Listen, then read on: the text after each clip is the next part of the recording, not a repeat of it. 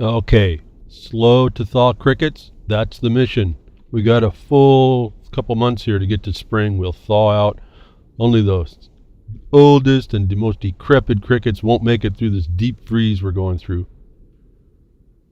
So that's our mission for the future. Let's see if we can pull ourselves up. We got months now to prepare to start doing something that needs to be done to extricate ourselves from the oppression that we live under. For again, as much as I would rather see it another way, it's not that way. I don't know what else to declare about what our condition is.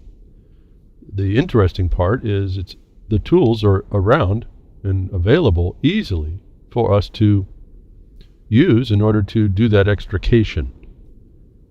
And I think the whole game is partly us doing that. The experiment ends up being, do we allow the experiment to continue, or do we bring the inducement that was offered of being free, a people that are sovereign, the people themselves, not the people, but each man and woman being sovereign. The experiment was, can we do it one more time and keep people from fulfilling themselves? And the experiment, I think, is going down the tubes, but we still have the ability to extricate ourselves if we will. Will is an interesting problem. Will. We have to intend and do. And that's where it gets beyond knowledge and gets beyond anything else we might have as an opinion. And the battlefield is vast, but the battlefield is not insurmountable and then brought under the peace. And I've been suggesting that the peace is the law, the actual law, not as it's adulterated. Thou shalt not commit adultery. So they get us to think in only one way about that, and we don't really realize maybe these things are generalities. For those of you on podcast or pastcast, this should be BTWRLM197. And as I think about that, thank you all y'all that are promoting the broadcast, or any of the broadcasts on RLM or UCY, where you place them in your feeds or place them on your pages that you have available on the social medias. That's the only way I can think to get this out. And I don't know if I really apologize. There's just so much to do. I just can't handle it all myself, but I've never have been a promoter. I know it's important. I know there's a commercial and marketable thing about our mindsets, but there's something about, I felt uncomfortable even asking you to put a like on the broadcast pages if you would. It's not about, to me, it's not about promoting. I figured, I hoped we would have more people, really engaging to promote those things that have value. I think I may sit in an odd place. I think I'm speaking in areas that are just so foreign to most people, and they think that they're foreign, and they maintain them as a foreignness that maybe it's not appreciated as much as it needs to be, that it doesn't get promoted. But those of you that are promoting the broadcast and putting them anywhere, mentioning them anywhere, thank you very much. And certainly the networks that carry the broadcast, I appreciate that. Again, I don't want to self-analyze what I do. I just know that it's a different thing, but it is a valuable thing. And here's why it's not a self-assessment more than when I tell you we apply what I'm talking about in places that do cause these changes, which we also don't promote for lots of reasons. I guess that's where I put the value. We are making changes when we're applying what I'm telling you, and I'm asking you all to do that. You can't look out in the world and see that it's okay. We can't look out in the world and know that anybody that we believe is out there to help us does when we look at it, who are in the government at this point. And I make a distinction. I really do believe the government's merely a framework within which we were to establish our peace and our order. And that was based on this thing we call law, not legal, but law, the foundations of our nations. And it's in the land, and for reasons. And I, again, don't have all that's in my mind. When I make these words to you folks, you can't imagine, I can't even tell you, well, I can tell you, but I don't know if you can conceive. I got things flashing in my mind of all the conceptual things that I should be telling you, or not should, but that come to, that I could tell you. that I understand also to tell you is really to defeat you, and for two reasons. One is three reasons. One, you have no intention if you let me do it for you, to do it yourself. Then number two is you don't do that, and you don't make that investment.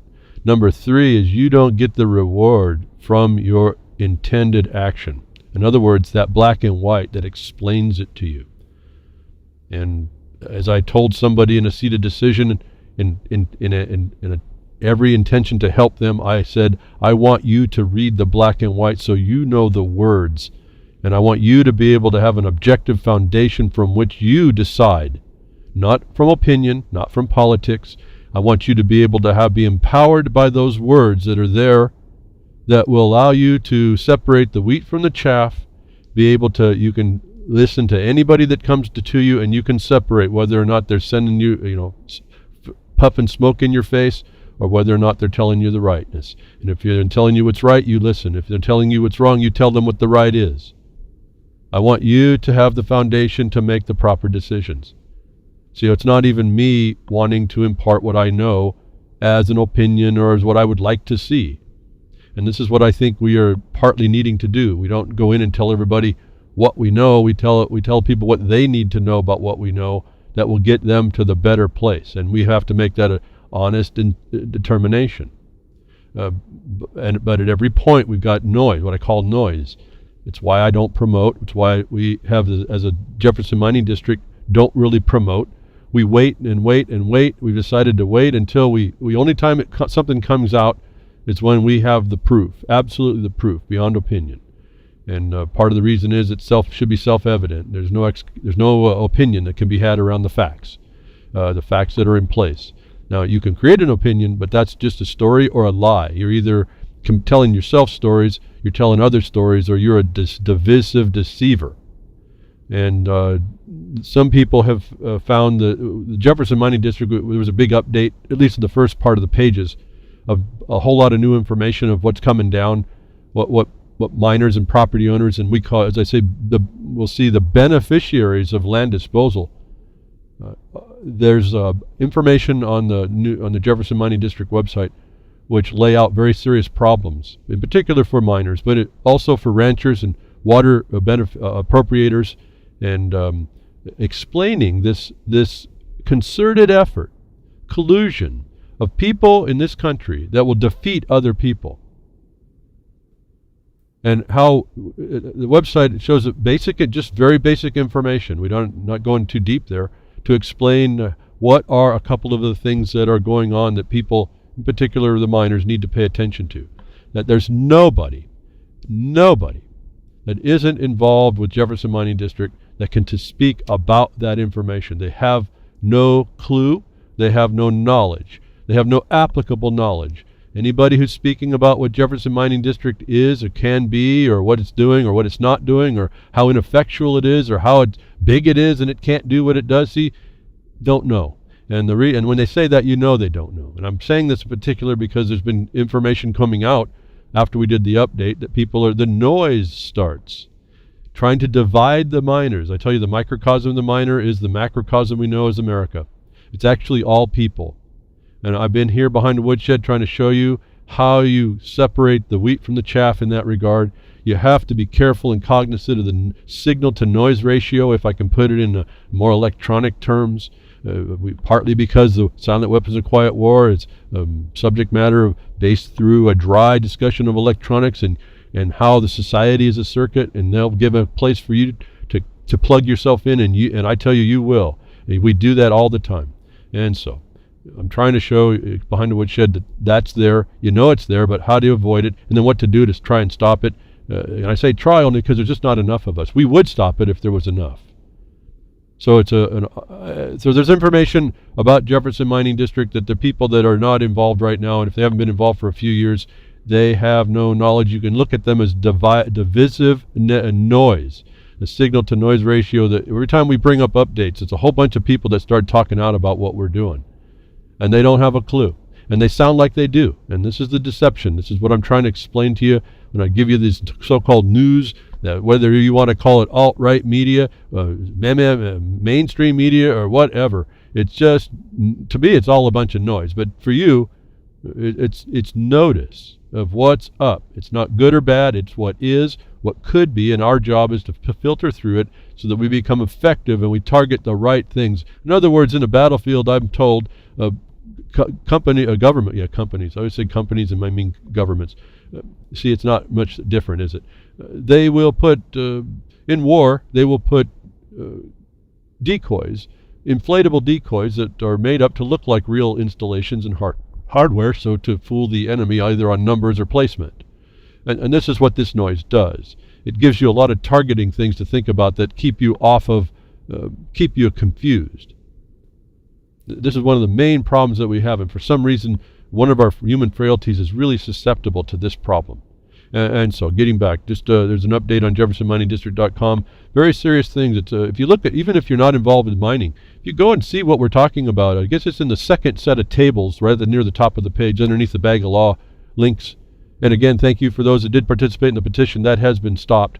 But look at the second set of tables, talking about how people are approaching people with rights and property, and trying to get them to negate those rights in preference to a regulatory authority by permit, by application to permit.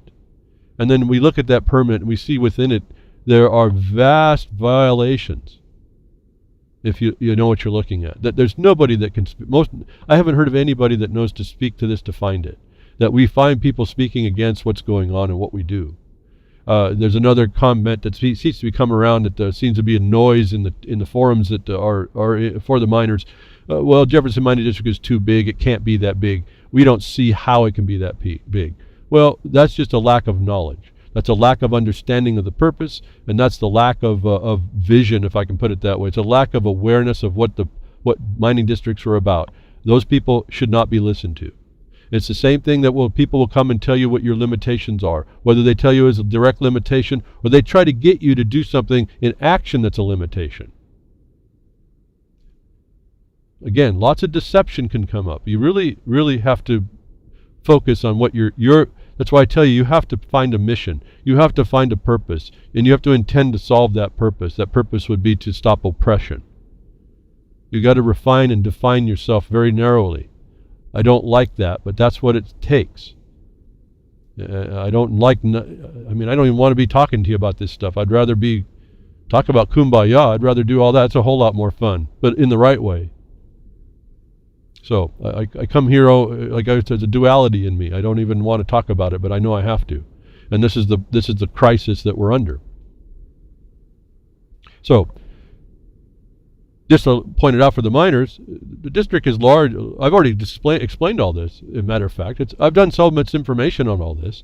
It's already on the internet in places. I don't really keep up with it, but I've explained why the district can be so large. And I'm speaking specifically to the miners now, or those that are the beneficiaries of these land disposal laws, actually, because we speak to all of that. That we have a power as the people in the land. And we have the power to throw off and denounce the authority that called state that comes against it. And there's such a chasm in that authority that it can't be bridged. And yet the government attempts to. And it does so by its bar association construction. It does so by the agencies that rely on the bar association advice. It relies on the fiscal and monetary condition. And remember, in our lawsuit in 2013, what triggered the lawsuit was not the moratorium against the miners. That became so far down the track after I saw the causative factor that we opted immediately to move on the other problem, which was that they admitted, the state, these law universities just shooting like shotguns, shooting legislation out, completely contrary to the Republican form of representative government, which is really the government sitting to protect you as it's supposed to with to keep the actual peace, not the one they want to foist on you from you being tied up and bound and gagged by imposition of mere policy, which you'll find that your legislatures only do now. They only do mere policy. They don't really make law. That's why I say you got to make a distinction between what's happening today and what has happened in the past. That there's no way that a bridge can be made to your substantive rights, let alone the procedurals. They can't use the procedurals to defeat you if you know that. And I notice so many people not understanding that this is what we focus on in the district, that nobody outside the district, not just the people that come and visit periodically and come to the meetings just to see what we're doing, nobody understands that if you hear them talking out there about this and what we're doing, they have no clue. They're a divisive agent. You have to know that. And so again, I try to keep my information as pure as I can. I don't know what else to say. I don't know what other words to use. I try to keep it as objective and experientially constrained. In other words, I guess any promotion I'm doing is really what I'm telling you is those things that we do that are successful, that I don't say we were successful. I just tell you that what you need to do. But I'm not telling you anything that was not successful, and if it wasn't successful, I would just tell you that we don't go there. Don't go down that part of the trail, unless you have an answer for a problem that we find. And so I guess my promotion is hidden in my very words right now, in that I'm telling you the things that we find that are working, are not working, the dangers, the pitfalls, and the only protection that any of you have is if you finally intend to roll up your sleeves about some oppression, and you start actually getting the foundation of what the subject matter is, what I call the battlefield, and then get the foundation of what's being intruded, which means you have to investigate what the actual foundation of law is for your subject matter. That's the only thing I've found that'll protect you. It protects everybody that we teach to do that.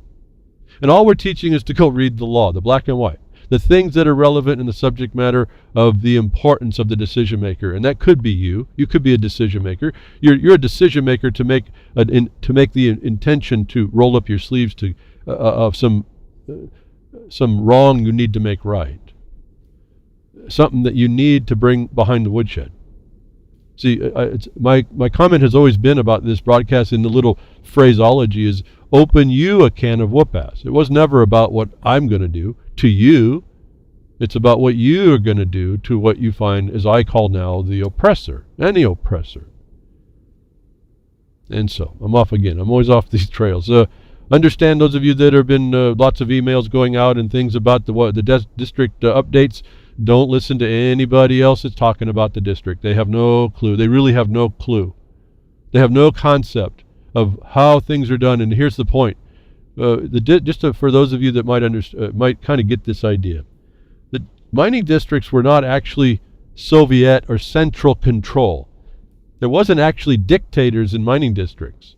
What there was a bunch of people that came together in order to protect themselves when they were the oppressed and there was an oppressor out there.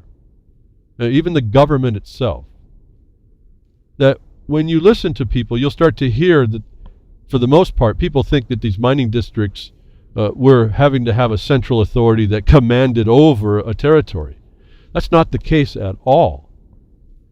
Each landowner, each grantee, was why the district had power. Wherever the grantee is, and whatever the grantee did. And we're all talking only within the law. We're not talking about whatever you did as some trespasser somehow. In fact, that was why a lot of the regulations were made, to stop this. The whole point about a mining district was started because the miners were killing themselves for a little piece of yellow metal. And there was a little more aware guy that said, we got to stop doing this, and to do that, we're going to need a set of rules. Now, we call those laws. They're recognized as laws, if you haven't figured that out. And the miner brought peace to his own life, however imperfect that was. But he brought it where he was, from his land. And so, when you realize that, every one of you can be conceived of in a monstrous mining district, where you can show you have property that you possess. Not own, but possess. Go look at the terminology. You don't own. I told you that word is almost like a hand grenade. Be careful on who's pulling the pin on it. I found a definition a long time ago which I didn't document, and I'm sad to do that that I didn't do that because it's very important. The definition of owned was one who is owned. One owner was one who is owned. And you got to think about that because it's coming from a statutory position. One who is owned. So what the word in the disposal laws are, though, is possession and enjoyment. So you're possessed of something, and not possessed in the witchcraft way, as causing spelling and spells, as we were talking in the RLM chat last night. But you have you're in possession, not possessed, but in possession of something. And now you have obligations and duties as well, but this is why that becomes potentially a problem. But when you understand the underlying foundation of the law that's supposed to be recognized by a lawful government, not the trespassing government, then you realize that it's not a burden that way. The burden really is what you took on when you accepted to take on the property and the possession and enjoyment that was granted. And the highest level of grant would be total granting. So that's why you have to look within the four corners of your document. You've heard me say all this way before, a long time ago. We go through this over and over. It's all the same. And I don't even think about it until I start talking about the subject matter. That we have a substantial thing we possess and enjoy to the limits of the grant in the law. And why do we do it that way? Is because we need an instrument that's protected in a record that's perpetual, that a valid lawful court would look at as evidence to balance out, or not balance, but to determine by the law, the information contained within the four corners of all these documents, what you're entitled to. And I don't mean that entitlement, I mean that what your rights are to have and possess and enjoy. And there are reservations, and if there are, sometimes there are, and if there are reservations, you're subject to those. Those are all documented, though. They're not made up. And so this is a very interesting and organized way to determine what is ours and what is not, and to the extent. And this is what I speak to with, the Dakota stuff. I mean, it's pretty simple. But lots of noise around that, folks. I just tell you. Lots of noise. And that just ripples out to everyone wants to start talking about the noise. And the noise signal to noise ratio is terrible now about all that. And I keep trying to calm it down and say, listen, we're in an occupied country. You better figure out how to work with the occupier. Not with it, but work around it. And we have some insight. Remember, I don't say about solutions. We have some insight. You never know the outcome of a war until it's over, and even then, you may have a new battle to fight because we're just not that cool. As people, we're just not that cool, and we have to come to terms with that. So, I went way off here, but I'm just wanting to know what I'm thinking here, pausing again. I just get kind of thoughtful about what's going on in this world. It's not very cool at all. None of it. And so I'm doing what I can. I'm asking you to do what you can, even if it's just, again, not to even ask you, even if it's just to put a like. I guess if you put enough likes, people think, there must be something interesting in there. Pass the file around, this broadcast around. I don't know. I don't know what the real answer here is to get people to take the first step. Now, that all said, now that I'm talking about patents, I did hear a little bit of yesterday's Smoke and Mirrors, Rob's new broadcast, second time I think. They were talking about patents. They were talking about all kinds of things as well. But I've talked about all of that prior, not to diminish that broadcast. The thing is, you have to listen very carefully. There's some things that work, and there's some things that's not. There's some things that you're still studying, and there's some things that you know. And you really have to listen careful on something like that. And again, as I listened to a part of that broadcast, I would have to sit down with the gentleman that was speaking about it, and we'd have to get some things straightened up before we could actually move forward on discussions, just to make sure that our terminology was not different, so that we come from the same base. So again, I've done all I keep wanting to go off. My mind says let's just start discussing all this other stuff, but I've already discussed a lot of these matters. And so they should. So I guess my suggestion to you is, if you can catch on to a past broadcast where I'm talking on these subject matters, I don't think that I was ever wrong on all of that, as I periodically would find myself listening or find a way to listen to other broadcasts. Someone will send me an email, and I'll listen to a section. And I haven't found an actual error yet in what I've said before, and I don't know why there would be, because it's really just coming out of the words that were given, that how this all works. Now, there may be new techniques to learn. I haven't found any quite yet. But you should be balancing what is said anymore today with what I was saying, and just any distinction, the differences you have to work out. Now, that might be important. It may be something that we didn't see that you're seeing. And so, like I said, my mind keeps wanting to go talk on other things, but it's just so endless what we can talk about that it isn't an endless discussion once you see the black and white.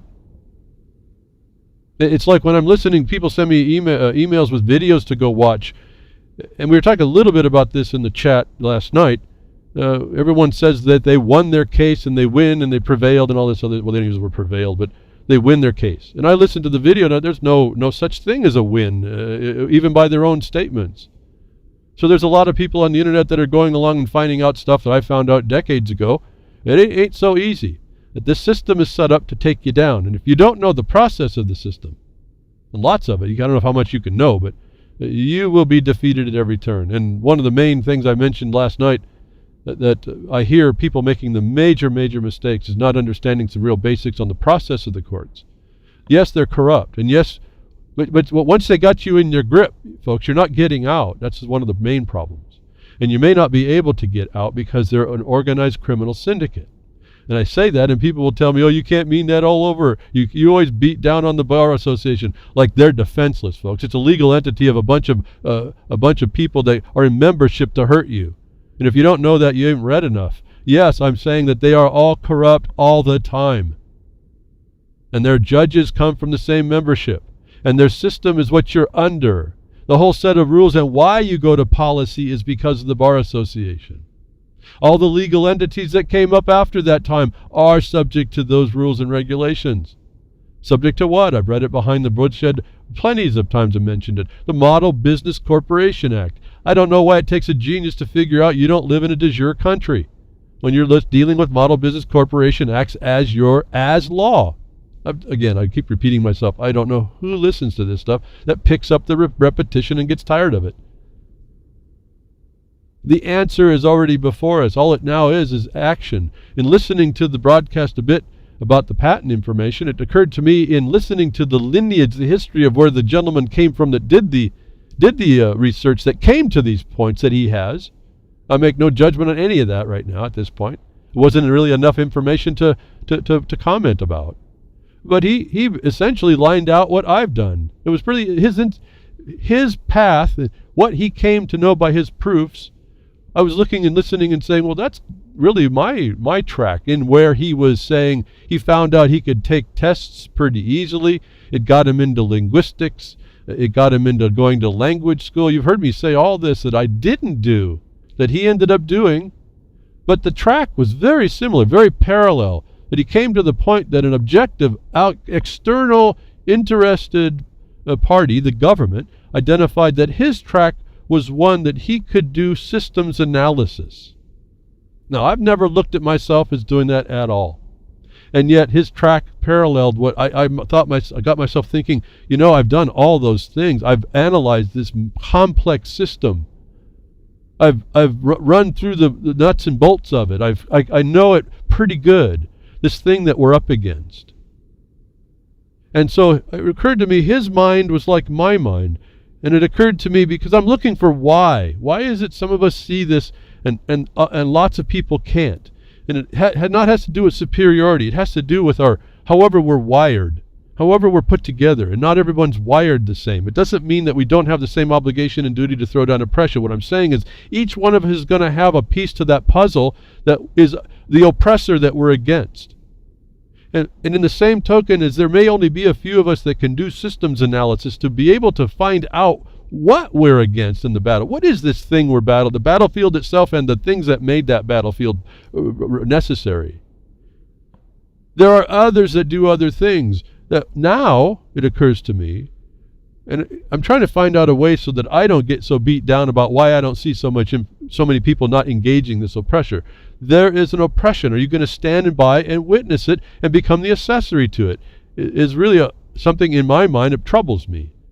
And I have to find ways to distance myself from the depression, if you will, the dismay, with all these negative kind of emotion issues that you're looking for the better day and you're not seeing it happen. That my skill set apparently is one of systems analysis, though I never thought of it before. It parallels someone else who came to his own study for his reasons. that he comes out to, for what I could hear, very consistent information, going by very consistent pathways that I did, using very consistent terms that I told you before, shows confirmation of a properness. If you can repeat something over and over, folks, it's what they call science, the scientific process. That I realize I have that skill set. If it was the government looking at my capacity, they would have put me in linguistics. And guess what? I've already told you that's what happened. When I took tests to try and get into the military that wouldn't have me, it was always I was going to be a linguistics specialist. They were going to send me to the same language school that he mentioned he went to, and everything else was almost identical. I just didn't go down that path. My skill set is one, apparently, of systems, complex systems analysis. And I just fell into that. I've just been doing that for 30 years. Now, you may not have that skill set, but here's the good news. You no longer have to, short of my failures, to find the more complex answer of something I haven't seen yet. But then again, you don't need to. I have done pretty much that. And here's how I say I've done it, is because our lawsuit was really the foundation asserting point.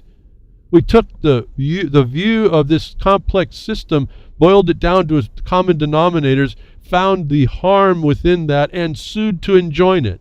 The monstrous organized criminal syndicate we have are the people in government. We sued to enjoin. Now, what's the cause and effect of that? It may be debatable, but the fact is we have that foundation based on its complex system analysis for it, and did what we could to lay the foundation for you all not to have to figure that out again. You will have to do some basic research to find out that that it was correct, what was done. But you get to now not make that a question, which I've looked at for years, people doing. They keep questioning what they're up against. They keep making questions to this organized criminal syndicate for an answer, which I see as a major problem in all these court cases that I see come on the internet about I won my traffic ticket. No, you didn't. We've done the system analysis. Now you get to take it on. You don't have to create. It's not a question what you're up against, is what I can tell you. Everyone wants to make a question about this, and it has been a question. I really believe those of us that are, and I have to, if I can put myself in here, complex system analysis people have done that. We really are have figured it out pretty good, at least well enough that people can take it to the bank, if I can put it that way. And so it's easy once you see the system how to boil down the problem, and then once you see that, you know how to avoid or take out the oppressor that's causing it. And that's just what I go through all the time. Maybe that's why it sounds so obscure to most people. I'm talking really maybe from that system analysis and not doing such a good job, although I don't think I do too bad actually. If you really listen to what I'm saying, I do the part that shows you that system is there, and I show you all the ways and all the places that the evidence of it exists to get you beyond the point. Again, I've told you I've been down those paths. That's what I'm talking about apparently. At least one thing I appreciated in the broadcast of Smoke and Mirrors yesterday was keying into that in me with the other gentleman speaking of his experience. And I'm saying, well, that's a lot of what I did, but I didn't go that route. I went through very close down the same path. He was on one side and I was on the other, essentially, in our life experience. I never looked at it myself in that regard, but now that I do, I can see why I do things. I do things the way I've been doing, and no one else might be able to understand it. And to me, that's kind of exciting, because that means that I'm laying my jigsaw puzzle piece on the table now. You can now put your piece onto that. We can build this puzzle that's been made, this labyrinth of deception. We can figure it out. I've put my piece, a jigsaw puzzle piece, on the table. You have to put yours next to mine. Your skill set is different than mine. Find out what it is. Apply that to what I'm doing. I guess that's what I've been asking you all this. It's a little bit of a revelation in a way. It was one of those quick little flashes. And I'm taking a little bit of a long time that I never thought I was going to do the discussion to tell you about that. But I think people have to understand you all have your place. I've talked about it like this before. We're a jigsaw puzzle piece. There's lots of ways to explain this, to try and get people to see what's going on. You don't have to do what I've done. You just have to prove enough that I've done it correct, and then put your piece next to mine.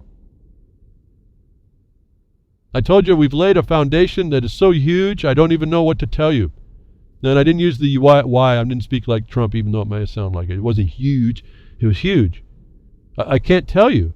It really is a foundational centerpiece to the puzzle that we all have a part in. So if lots of people that I'm involved with, even my listenership, can't quite get what I'm doing, but they kind of see the truth of it, that's the part you take to the bank. Your part's supposed to tag on to that. If I'm with a bunch of people that quite get it, but they understand what I'm saying, I'm now able to say, well, I've got my part. They have theirs.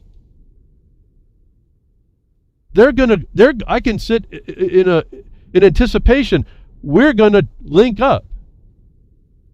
Because I'm doing what I did. They see that's okay. They have another skill to add. We're not redundant.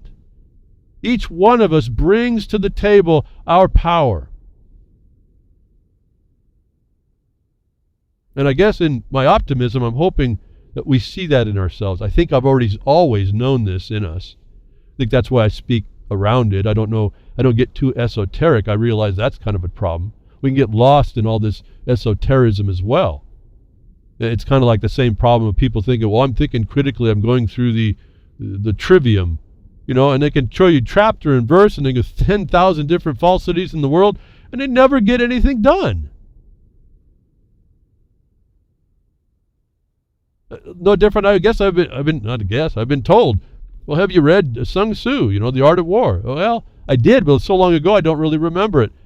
Well, how can you just read a book one time decades ago and actually be told here in the future now from there, well, will you follow all the aspects of that book? Well, there must be something pretty true about those principles in it then. And if that's the case, it's more confirmation that I have to continue that path, and I'm mimicking an example that's successful. There shouldn't be any excuse why all y'all shouldn't pick your skill set and apply your own power to that. And I guess that's one of my kind of dismays. I see people putting a lot of energy outside of their actual skill set. They'll never fulfill themselves, and we won't fulfill ourselves. And like as I said, what if this whole life is about, did you stand up to the oppressor? And wouldn't that be a crying shame when you find out and at the end you didn't, and that was the test, and you failed? And in a way, I think of that way, and I pause. I get kind of sad that is pretty simple, but that's pretty much what we're dealing with when we talk about it in the religious sense about the battle of good and evil. You don't think that's a battle? It's in yourself. How can you deny it? This is a fallen nature. However you connote that, it's still there. The protocols of the elders of Zion speak to it. We're going to use that fallen nature in you against you. And we know it's there, and you most likely don't. You got to think about, I guess you don't have to do anything, but I'll say it again. You got to think about that. You really have to think about that. We're being used, we're being plugged in, we're being taken advantage of.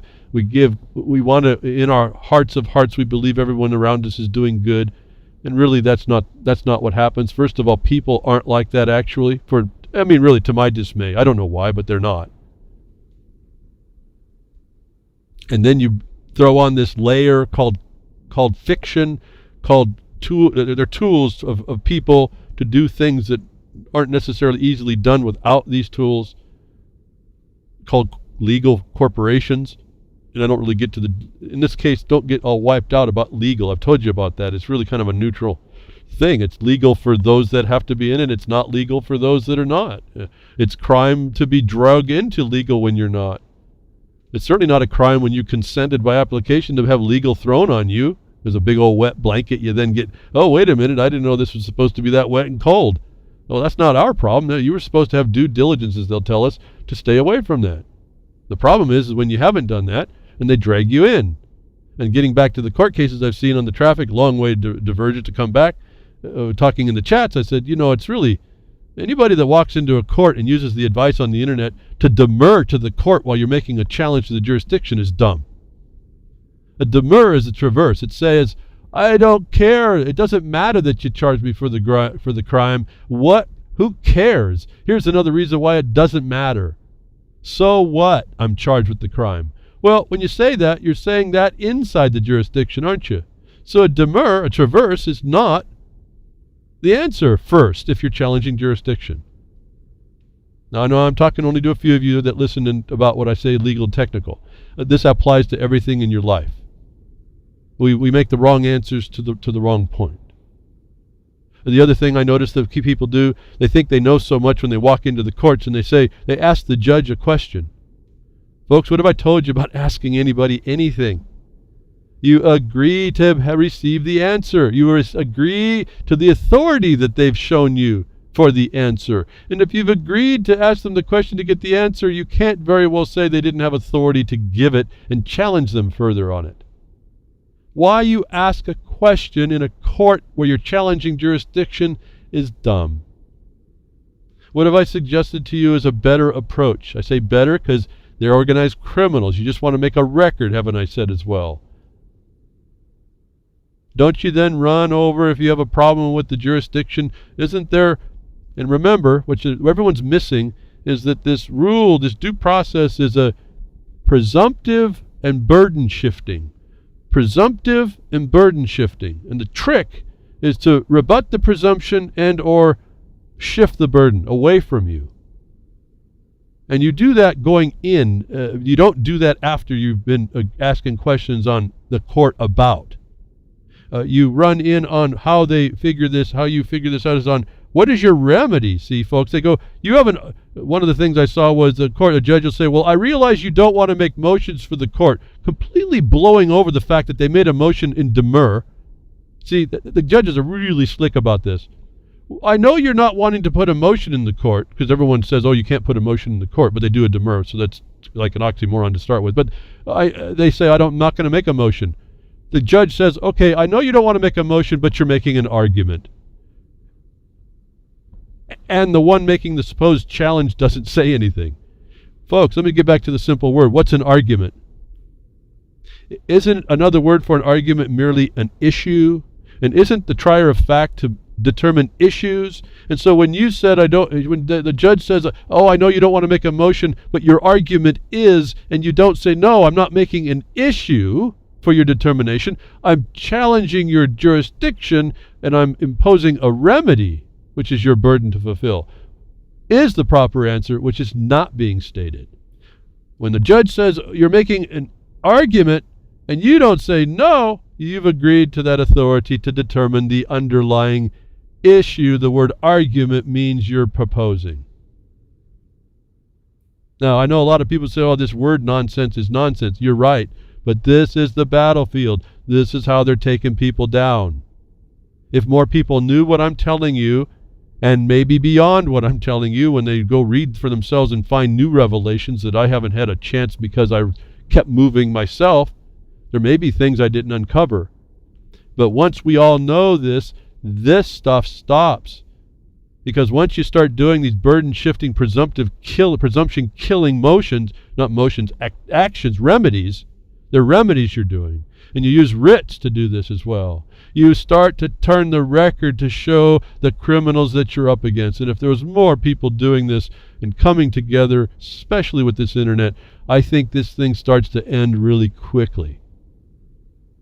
Until that time, we're all going to be beat down. Even those of us that sound like we know what we're doing. The foundation. See, we don't make the puzzle. Jigsaw puzzle's not complete because I lay my piece down on the table, folks. If I'm wrong that what piece we've laid down is not the centerpiece, I'm going to tell you it's going to be awful close.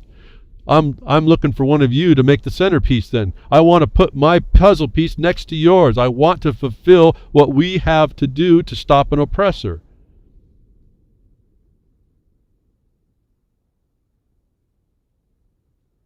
There are some basic tendrils of this creature that attach us. One is our belief in this legal system, in the fictions, and then the improper argument against a fiction, or the argument at all against a fiction, but I mean our improper perception that they're somehow always evil.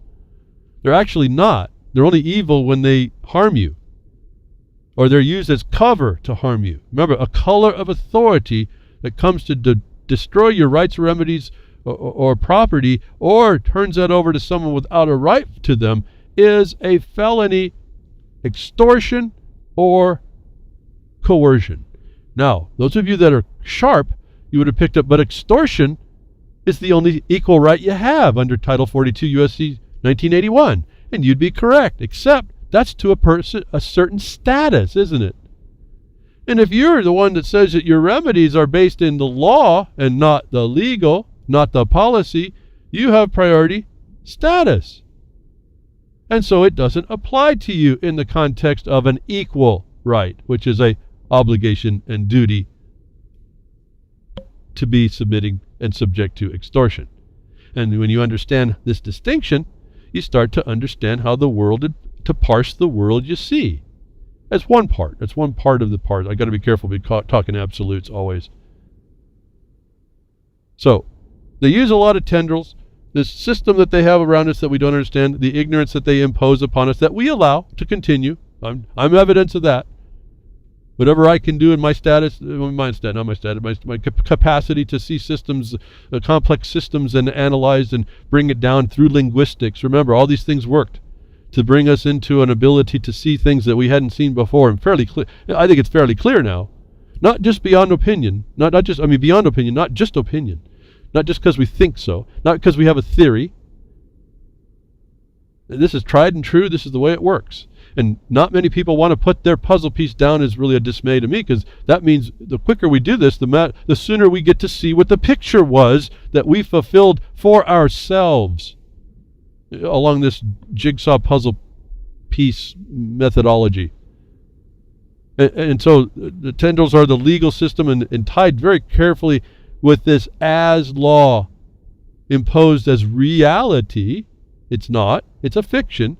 But you agreed to it by your improper process and your proper addressments with it, impliedly giving it authority by filing a demur, asking a question of this officer that you're challenging. Why would you ask someone a question that wasn't qualified to give you an answer? Is your first problem. You have to qualify their right ability to give you an answer first. That's not asking a question. That is challenging by a certain provision of law that authority to say so, where it shifts the burden. Not the right to answer a question, it shifts the burden of production. When you ask the question about jurisdiction of a one not having it, they're going to say they have it. You haven't shifted the burden that they have to produce the proof of it. There's a special form for that. It's called quo warranto. I've explained this over and over. And I see thousands and thousands of people listening to everybody else. And they won't do this simple little process for themselves to see how it works. Now, the problem is they're criminals. What you're only going to get is the record that they defaulted to answer that. And there's a rule to follow back behind that. That's what happened in our case, our lawsuit in 2013. We filed 2 quo warrantos. And they were defaulted. They never answered. We shifted the burden and the presumption. They failed to rebut our challenge that they did not have jurisdiction or authority. They had no warrant in law is the challenge. They have to prove that they do have it. It isn't a silent statement. I'm not asking them any questions. It's a burden of production to refute the fact that it doesn't appear on the record they have it. They are obligated to produce it. When they don't, they're a criminal. It's pretty simple. Why don't I hear more people doing that? Why don't I hear people rallying around that to do that? It's kind of a dismay to me. And okay, that's court stuff. The same thing goes down when you're going to pay a bill. Only now we get into money. And you get Fair Debt Collection Practices Acts. Why don't you know the law that protects you? That's federal law around finances, monetary instruments, financial agreements, contracts. Why is everybody so distant on this that they think they can deny their responsibility to understand it? We talked last week about the credit reporting agencies being caught doing frauds. And my question was, not a question, so what? That's covering, it was a fact of observation. That story is covering the probability that these reporting agencies are working hand in hand or as front companies to the banking system itself. If they diminish your reports and they create your reports to be wrong or lower, they can charge you more fees, can't they? They suck more value from you, the parasite that it is. And so here this week, right on the heels of that, folks, it's all before us. Moody's, it's even deeper. Moody's to pay $864 million for its role in subprime mortgage crisis. Moody's Corporation will pay $864 million to settle federal and state claims. This is another violation to you as well. Federal and state, were you part of the case? No, but they're federal and state claims, not private claims, that it gave misleading ratings to risky mortgage investments, leading to the subprime mortgage crisis in the U.S. and to the Great Recession, so-called. This was a plan, folks. But if they will give misleading ratings for getting the investment, don't you think that these companies know to make misleading representations on your credit score? If you don't start putting this together and pull the ring out of your nose that makes you an accessory to the crime against you, I don't know about you, actually. Now, listen how this works out. In a deal, Trump's going to make lots of deals here, folks, so figure this one out, too. In a deal announced January 13th, rating agencies will give $437.5 million to the Justice Department, just us department, and $426.3 million to be divided amongst the 21 involved states and the District of Columbia, if you didn't know what your U.S. territory is. The DOJ takes $437 million, and it's going to then give $426 million to the 21 other parties that are called states. Not you, the states. The states that are within the territory of the United States and the District of Columbia, which is not a state. The class of which is not the United States of America. It's the United States. Two distinct entities. The Department of Justice is the attorneys taking the lion's share for itself, folks. I go off in all this stuff. So we see a ton in the first paragraph of this.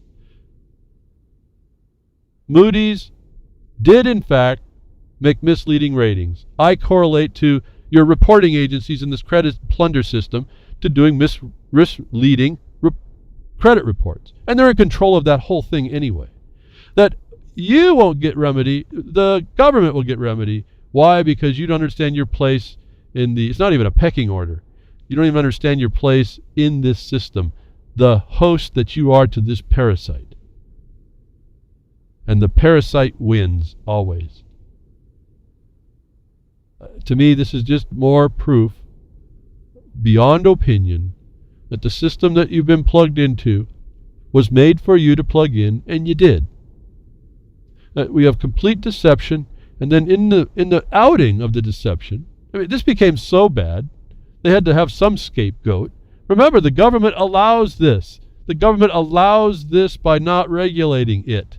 In fact, they deregulated it. That's how the plan developed in 2009. Your monetary world is completely controlled. They now tie it into the digital dollars, whatever they're bringing on. Your whole system is controlled against you.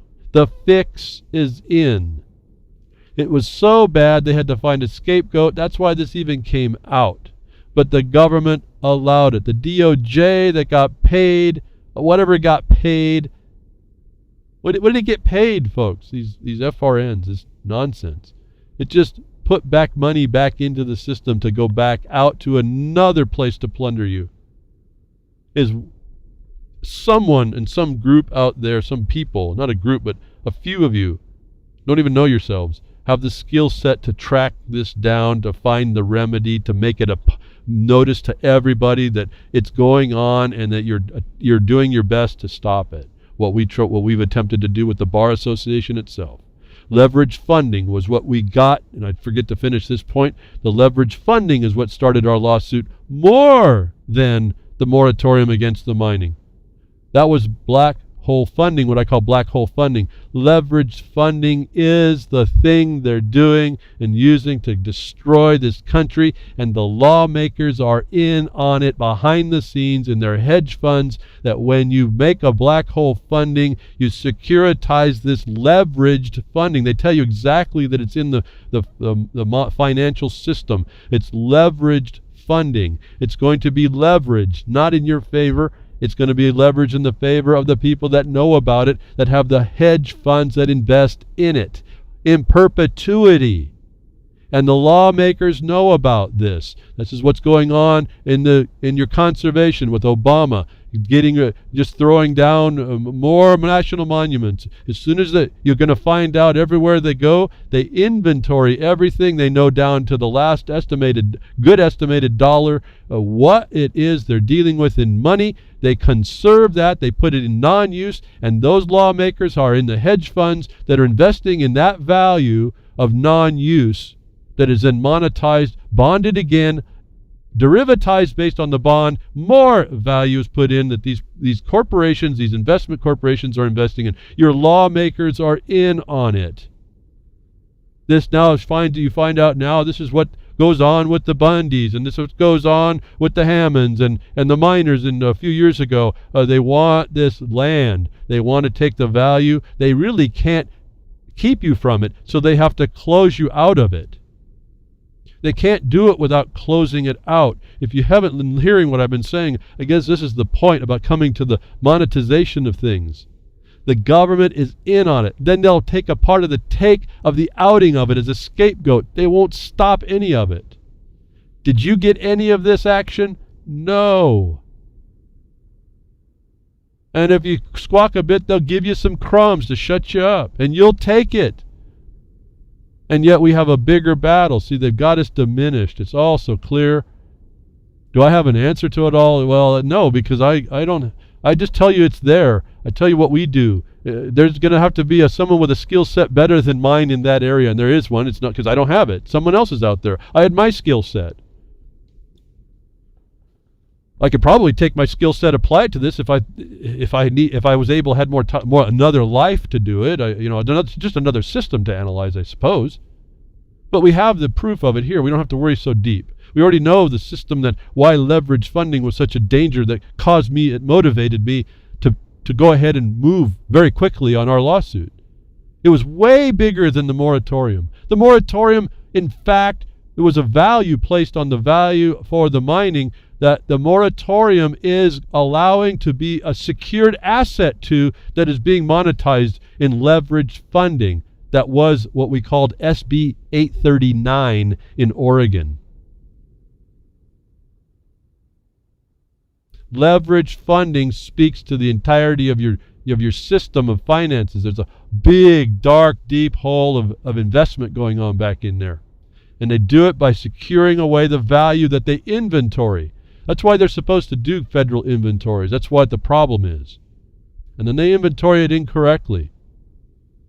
Now we sit on the front line trying to work on the inventory, and they're working it incorrectly. When we're not aware that the system is set up to eventually take that because they have inventoried it, and we don't attack it. No, we attack it at Jefferson Mining District. But what I'm saying is we don't know as a people to do these things. We don't even see how this works.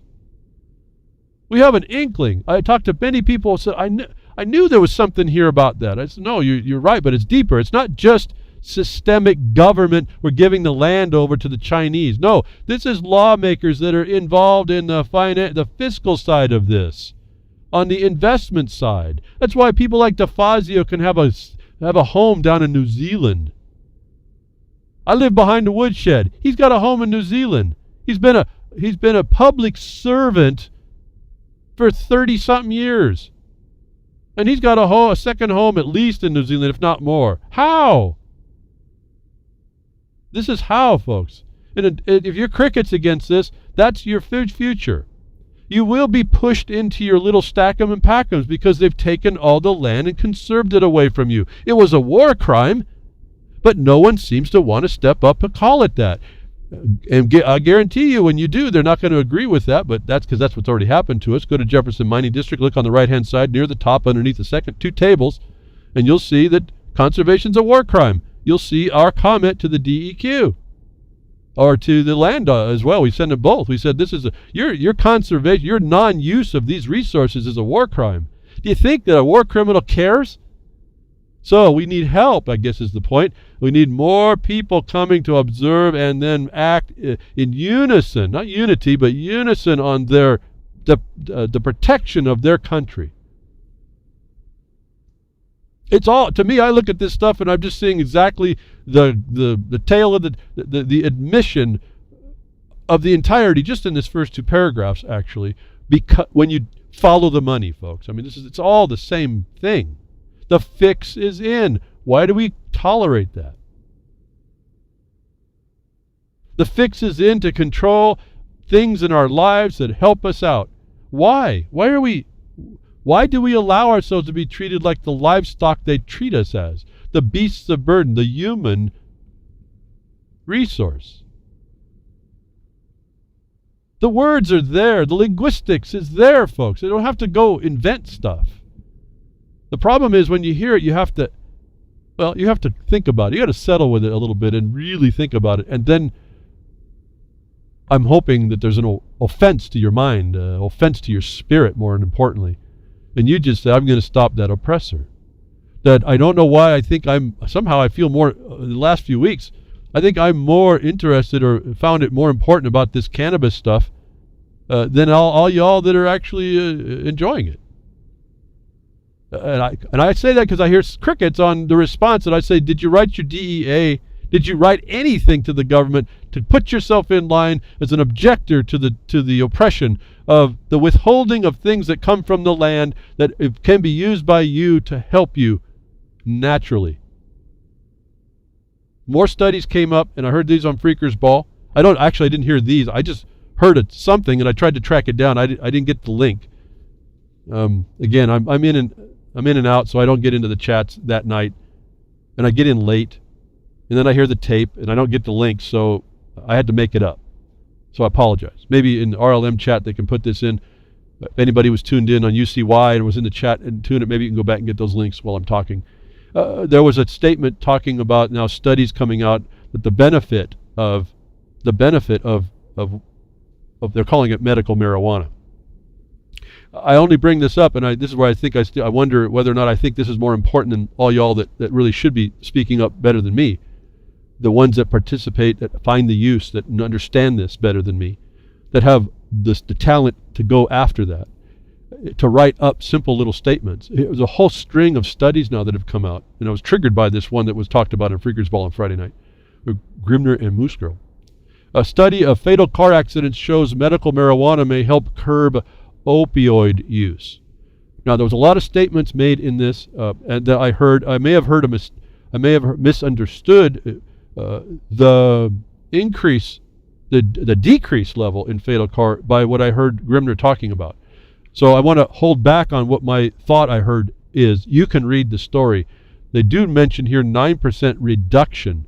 I didn't realize this was a study on the transfer of medical remedy or treatment, if this is the same story. But here's another thing. You'll get a link in the blogcaster, and I'm going to have a lot of links. So a lot of time's going to be spent tonight putting these links into the blogcaster. It may come up a little bit later than normal into Gary Eld and Gigi's Boo broadcast 2 hours after my broadcast, and tune in. They do some of the more esoteric ideas of things that are going on that you can see that we can or can't prove ideas and things like that. Like the last year they were talking, what was it, ghosts or something. So anyway, you might want to tune in to Real Liberty Media on Sunday 2 hours after my broadcast, or go to the files of the podcast to listen in. But a study of fatal car accidents shows medical marijuana may curb opioid use. Fatal car accidents was the object, based on however they did this study, to show that there's being a transfer going from opioids to medical marijuana And my thought was for you all that it can make a letter, this would show as a study from a Columbia University mailman as a line item reference at least, if not in appendix, including the study, and read it so you understand it, that we now see medical applications. We see people will choose this over medical applications that are prescribed under law, which are harmful, that make this medical marijuana at least, and then extend it over to those that are not in medical marijuana, which may participate in what they call recreational, which is covering a medical need. You can put a line item statement about that there are studies now that show that medical marijuana is a replacement for a pharmaceutical, a pseudo-medicinal use that the government will not recognize under the fraud of failed science and the intention to make profit for the companies it covers in the prohibition of this material. Another study came out as I went there and I heard that study. Again, this is not going to prove anything. This gives you standing to go on and enjoin a rule which will make the use of that CBD oil illegal. That's at least the start of it. You could be the crowbar yourself. Could be the crowbar in bringing all this forward that finally breaks the limpet off the rock. This government off its rock and says, no, you didn't have the right to do what you did. And you lied when you started saying there was no good use, and you lied when you did your propaganda back in the 30s or 40s, whenever it was. And you've hurt people. You're harming people. People that will naturally make the decision to go to medical marijuana in lieu of opioids, which apparently the use of causes more fatal car crashes if the side effects in the opioids itself doesn't harm people in the long term. Second study, legalizing medical marijuana reduces traffic fatalities as an extension under the Department of Labor. Think about this human resource connection, Institute of Study of Labor. So I'm pointing out here, and I need to move on really quickly, but I just collected up quite a few links in just a few moments on the instance of what Grimner was reading.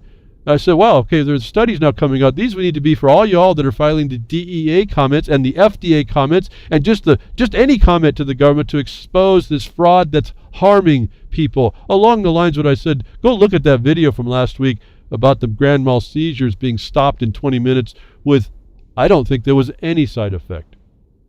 Immediately, 20 seconds. This has to start be documented. This is what we have to do when you live with an oppressor in an occupied territory. I don't like it, but it's what we have to do. Otherwise, it continues, and it's going to get worse. I can't see it going any other way. Since marijuana legalization, highway fatalities in Colorado are at near historic lows.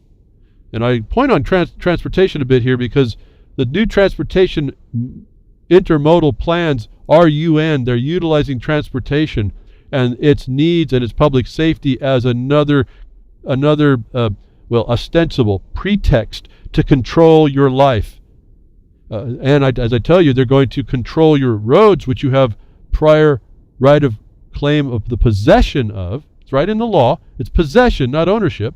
Possession of the highways and trails, and the transportation is going to cover over that and steal it from you if you don't step up.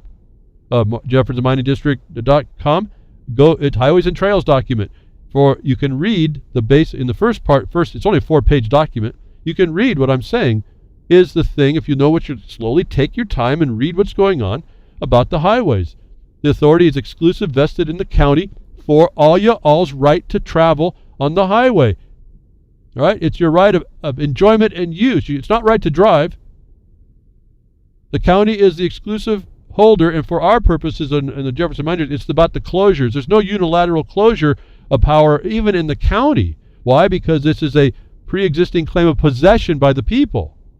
What they used to call the public in the past, the public now is the government, but in the past the word public meant people. And so They're coming in on the new agenda through transportation and your carbon tax, and everything's coming through this transportation. Why this becomes important to start focusing on also this transportation and the fact of if you're going to go to safety and security on the highway, you are you are a criminal, like I've been saying, to not allow people to self-medicate. Here's the proof. Line item discussion. You need to read this so you understand it, but you don't need to go on and on about it. You just refer to it, give a synopsis, put that in a comment, and send it in where you need to on time. Marijuana legalization, research review on crime and impaired driving. Not just impaired driving, but crime. And it shows favorable again. Now, these may be interlocked stories. The point is that there's studies you can get. You can make this important to all y'all that participate and partake, enjoy, or use marijuana for whatever use. You can show now that if the government is going to take a blind eye to what it does good, it's committing a fraud. It's committing a fraud on the record. It's ultimately for committing fraud on the court to not agree that these things are there or to put such constraints upon it as to make it as impossible to make it a proof. That then also causes harm is the extension that you have to show. It has to be a harm that's caused. Is really all a complaint is. You have an action that wasn't right, that no one had license to do, that caused you harm. That's a complaint. You don't need to go on and on.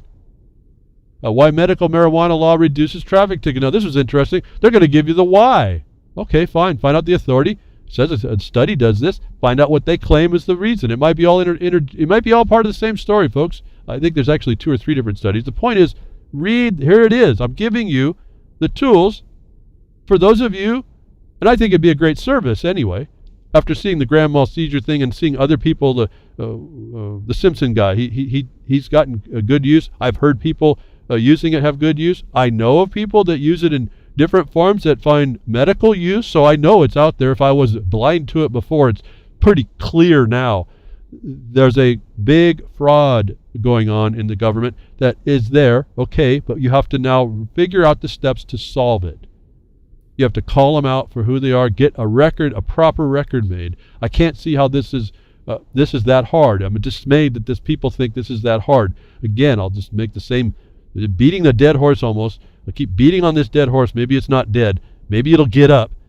All the chats and all the discussion and all the emails and all the things I say that talk of every other thing than this, if you're interested, is a waste of time.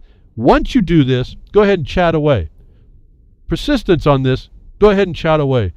Focus on this, and some of your time is going to be spent typing this instead of all the other things. And you will be stepping into a place that no one can deny to you.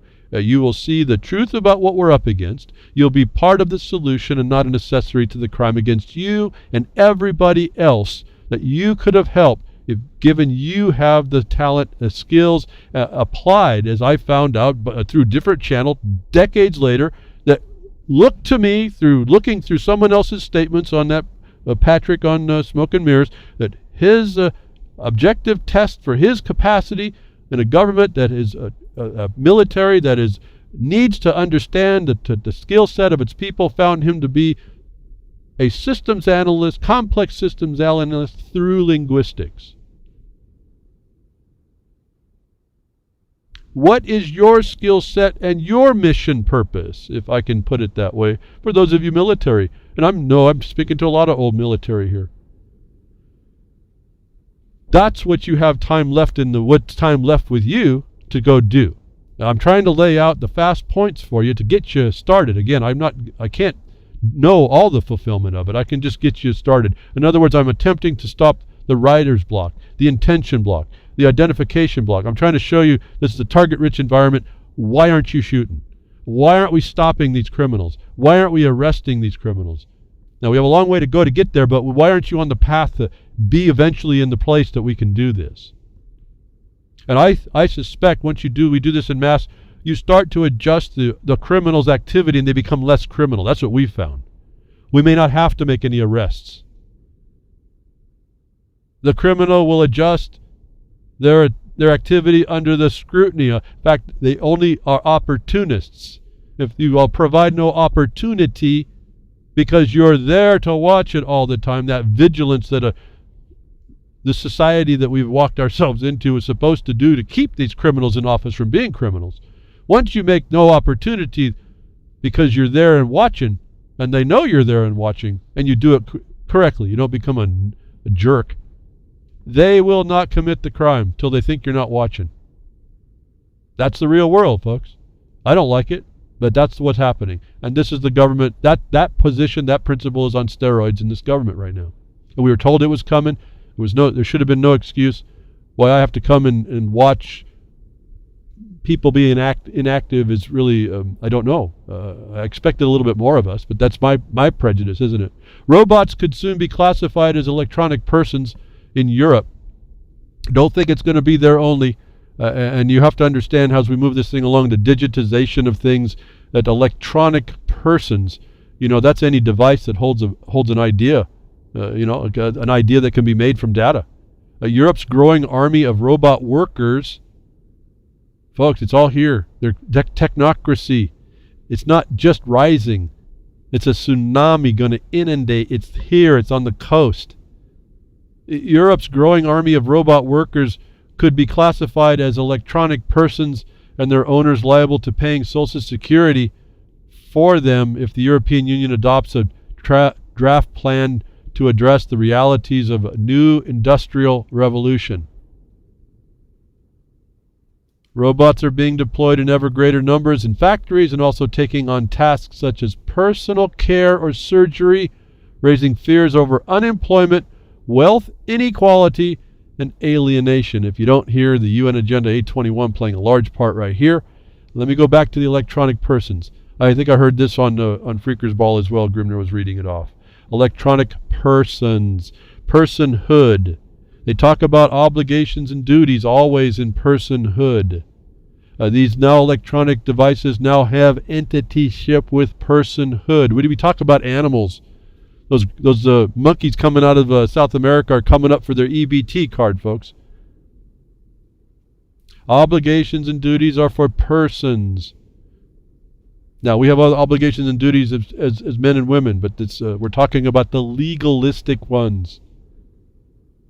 Owners will be liable for paying Social Security for electronic persons, electronic entities. Again, let's go back. There's no gender here either, so any gender argument or social warriors is just another noise.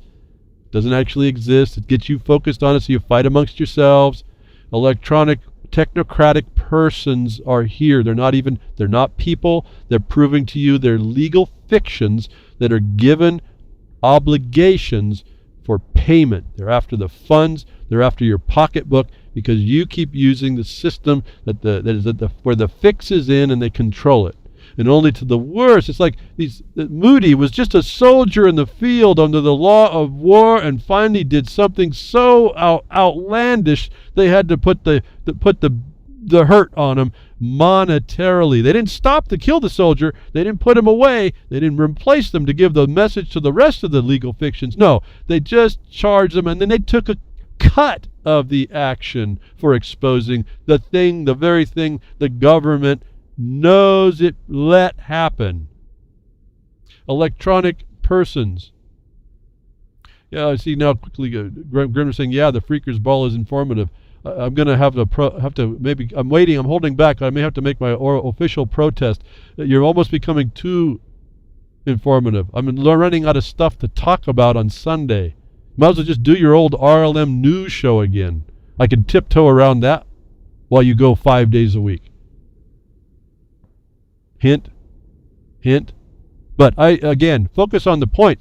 For me, Grimner brought up his observations, which you have to listen, on his. We all have our view of this. I want you to see the law, legal, fiction, the principle side, the foundation of how this works against us, that we can focus on that instead of, oh, I don't have a job. Oh, I'm going to have to be liable to Social Security. That's just buying into that system. You agree to that?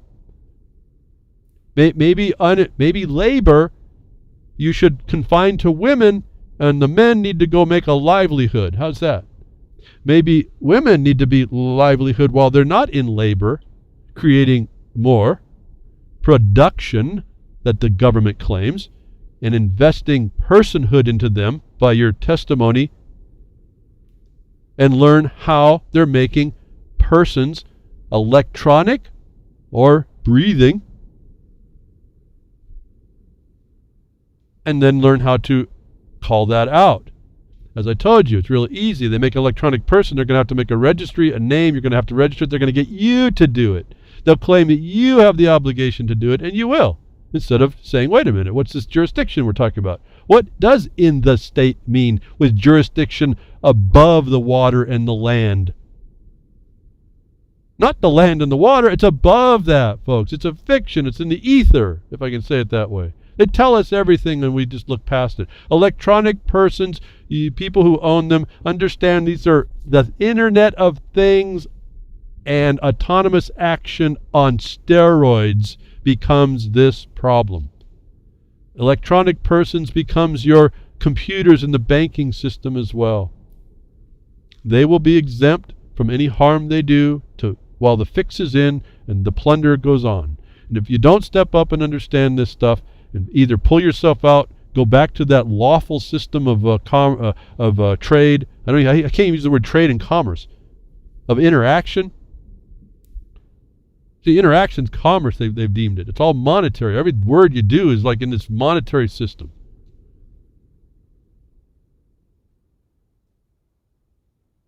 The growing intelligence, pervasiveness, and autonomy requires rethinking of everything from taxation to legal liability. You really have to think about what I just read. Even you have to get the article, sit down and think about this. What legal does is like a derivative. There's really no limit. And then they apply all this nonsense to you, and you are affected by these machines. You're watching technocracy develop in front of your face, and I hear crickets. I see no inherent chasm being rebuilt to buttress the people from this legal system. All driven by the bar everywhere. Remember, there's an international bar association. You need to go to their website. I think they've taken down the history that explains it all. A lot of the history I saw last time was kind of pulled away. That they informed me what the problem was. Integrated with the UN, advises the Holy See. This is the hub of plunder, the hub of Satan. This is not the concentrated evil. This is light. This is evil light. This is the instrument of the evil. This is the agents, the soldiers of evil. And we are crickets to it. It's just an astonishment to me. And maybe I'm just speaking from my ability to do complex systems analysis, and I just take it for granted I see this as evil, and you just all don't see it. And for as hard as I work to try and communicate these things so that you get the point, maybe I'm still not doing quite good enough. Although, and thank you, Vince, for working hard and continue listen now with intention. Vince Easley, and coming, he was on the Freakers Ball as well, saying that I'm making sense after he listens with intention to understand. I do make sense, and that's a big deal for me in a way. But I understand. It's just telling me that this is so obscure, and it reminds me how duped we are as people. That we are excusing that dupedness away, and choosing the easy path, which is the path with the ring in our nose, to be led to the water to be drowned, not to drink, or the choice. You don't have a choice unless you assert it. That we're seeing transgender being an issue that's a non-issue in legal, which persons are no gender, and then the imposition of technocracy tools will have personhood. This is personhood, you might as well just say, is subjectedness. You're going to be liable. You'll be made liable. Now, we have another type of liability where if a piece of equipment, a drone robot does some harm, we already have the law that says you're going to be compensated underneath an objective basis that's ruled supposedly by a judiciary that's independent of any kind of conflict of interest. Now, that's a lie, but that's the way it's supposed to be. Now, we can change that by getting rid of the Bar Association at the start of it, getting rid of the lawyers, throw the lawyers out. Like miners did in every mining camp, everywhere, every time, threw them out. Sometimes killed them. This is what we need to do. Rid ourselves of the agents of corporate and fiscal plunder. What I talk about periodically. We don't do that. These people are bringing in, because it's all a fiction now, bringing in any fantasy they want without any basis. Remember, it's adjunct policy. It's policy aside lawful constraints, be it constitution, be it custom, be it tradition, be it all the things men and women do and have done. It's legal investment to the benefit of the system that is going to use that to take a part for their plunder. And we miss the point. They give us 3 things to choose from, and we make the choice instead of saying, hey, instead of asking a question, hey, show me your warrant to offer those 3 things first. Not question the 3 things. Ask them, how do you have the authority to even make the offer which deprives me of what I have right of?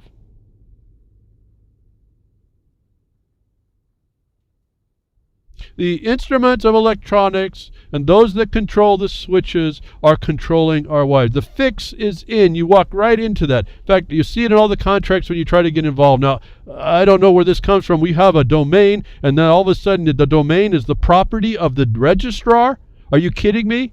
But that's what they're doing to us. In fact, I've got a problem with the registrar right now. I've got to figure out whether or not I sue them and the ICANN, because they take your intellectual property under their rules that they don't give you any chance to even look at or continue to agree, and they apply upon you their possession of your intellectual property, and then they keep it from you. And they take money for that. It's the new digital system of the centralized control. It's not actually going to be so centralized as it'll be the people that are made the bureaucrats of centralized control, all subject to this pretext of other higher policy. When you see this electronic personhood stand up, you should actually not just shake your head, you should be very afraid, and I don't mean in the, be fearful. I mean afraid that you are going to miss the opportunity in order to stop it. If they're going to do this, they have to make a chasm between you, your life, your land, your ways, your traditions, and what they want to impose. And as soon as you do that, you're going to find that it has a limited space of application, and the occupation starts to go down because we start realizing, they are an occupying force in the costume of benevolence. They offer this stuff for free, and in fact, it's just the trap. Silent weapons for quiet war. They make a place for you to plug in. YouTube removes influential conservative websites' channel. Censorship comes the rule of the day. Now, we all know this is going on, so all of y'all keep up on it. Keep utilizing these services that we now know are there to control our future, control our voice, control our word. Why? Because they privatized it. They work with the government. Clint Richardson's Corporation Nation. These legal entities exist by virtue of the government that oppresses you. You don't think that they're going to be the voice of the oppressor?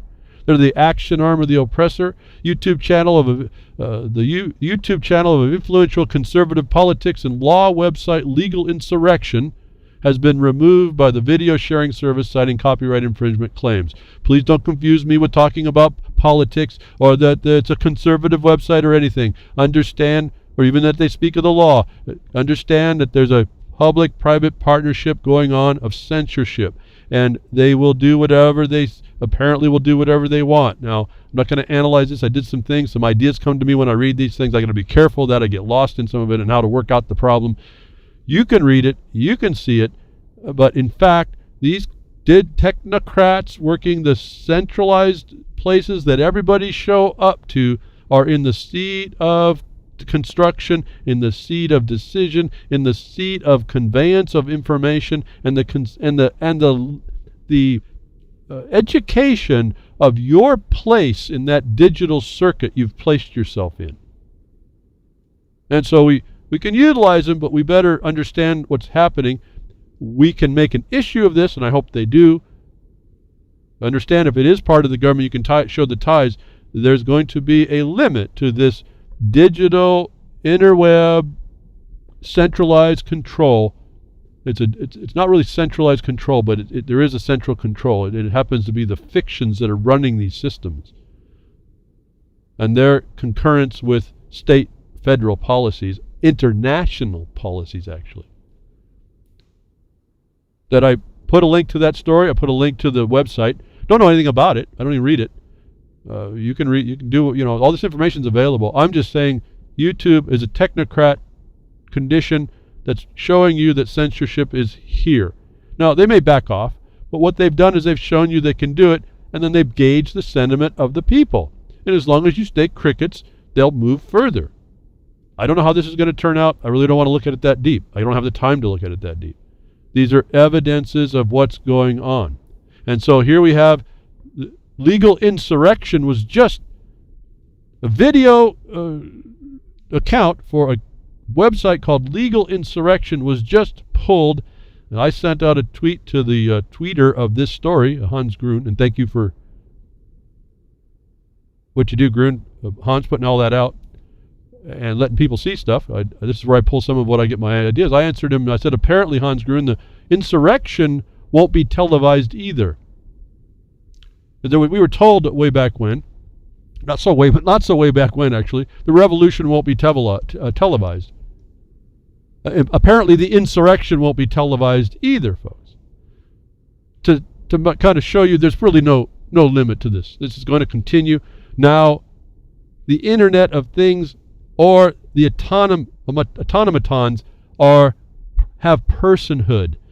Again, I wasn't so rash to tell you that animals, or the baboons, the monkeys are given rights.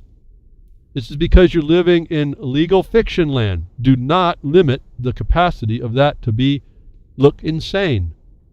And don't rationalize it. You have to stop it in its tracks. The digital world is controlled.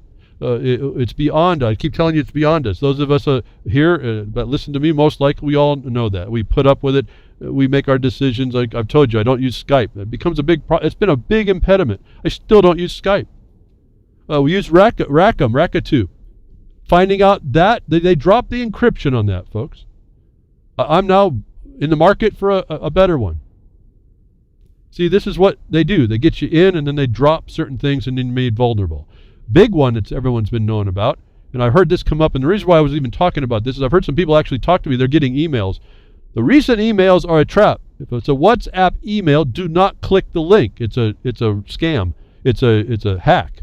But now comes up, WhatsApp vulnerability allows snooping on encrypted messages. So all y'all that were into WhatsApp, like Skype, not that the hacking, but they got the encryption so that they can listen to everything you do and chat and all that. It's all in the government.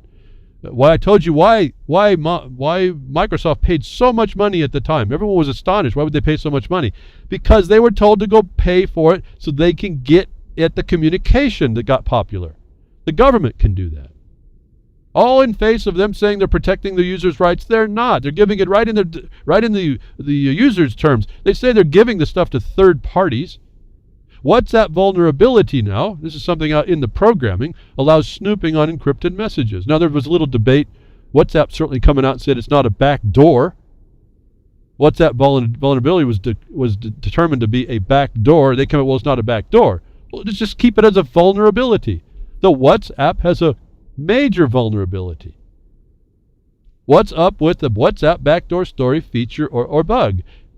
Two more stories for you. If you don't understand what you're doing with your electronic devices, with these electronic persons, consider this. Your phone is a person, folks. Are you like I'm using this as another. Are you like your phone? From legal perspective, you are. Now, how are you going to make the distinction that you're not your phone? You think that, you may chuckle. I'm serious. You're going to have to be able to refute the presumption you're not your phone. You already have to do that, but you don't see that quite yet. So I'll just make it on this story. And that phone has a bunch of vulnerabilities, as I broached to you last week when I figured out what rooting actually is. It's exploiting existing vulnerabilities in your phone, and there's dozens and dozens of them. to be able to give you, under a purported pretext of white hat entry, into your own device to gain control over your own device to the limit of the firmware, I'm sure, and the software. There's vulnerabilities built into these devices that you cannot protect against, being just common Joe on the street. WhatsApp is another vulnerability. All these things, I don't see how they're not. And if you continue to move down this trail, this technocracy, all your Internet of Things devices on your walls, the Echo is going to be personhood. It's going to be required to divulge its guts digitally, and you will be paying a premium of tax for the Social Security of that service and benefit to the government. Does that sound sci-fi, folks? It's here. You just heard the other story. And I hear crickets. These so-called cloud, these are just cloud, the cloud. It's just a bunch of private servers. It's a private company that owns servers. It's like you having a server that you allow other people to address, that you have put certain programs on that they can use. It's remote access. Cloudflare finally able to reveal FBI gag order that Congress told Cloudflare couldn't possibly exist. Cloudflare is you see it all over the place. It's a place where you upload your stuff and it's in storage up there and you can download. I think we have an account that uses a couple of accounts through the extensions. Be like, I don't know if Spreaker does or not, but you go to Cloudflare. I know that because I have a script blocker, and I have to give it special permission. Otherwise, I don't get to see anything. And so it was sitting underneath an FBI gag order since 2013 and couldn't tell anybody. And this is a very interesting story on the balancing that's trying to go on, and that won't happen if you don't learn how to fight it. Another one of the FBI's thousands of national security letters, or NSLs here, has been made public, along with its recipient Cloudflare's latest transparency report. Its seventh to date contains a bonus, a 2013 NSL, or National Security Letter, the FBI felt no longer needed to be kept secret. I think this story is important to read. What are these things? How are you going to be vulnerable to these things that are not in your possession even, let alone the ones that are in your possession now? We finally get to peer into things that are supposed to be secret, if you will, under these national security letters. In other words, you get one, you can't even, as another story goes on, they weren't even able to discuss with the government congressman's aide that what the congressman was thinking through the aide, and what the aide thought could not happen was, they couldn't, at least they felt, they couldn't even tell the aide that what the legislator intended was not being followed in order to make new legislation to stop it, which really should happen now. This is how insidious this pretext of terrorism, this pretext of national security, which is a fraud, is. They have figured out how to undermine our lives completely. This is an insight with the FBI NSL letter on what's going on there, what they're after, what the problems that come up. Problems that, the collateral damage, the unintended consequences, which are exploited by these people in these positions in the intelligence community. And I keep forgetting to say it. I'm going to say it right now off the point a little bit. I always wondered what this product that they used to give us that said Intel inside was. Now with all this intelligence agency stuff, I now realize what they've been telling us. What they mean when they say you have Intel inside.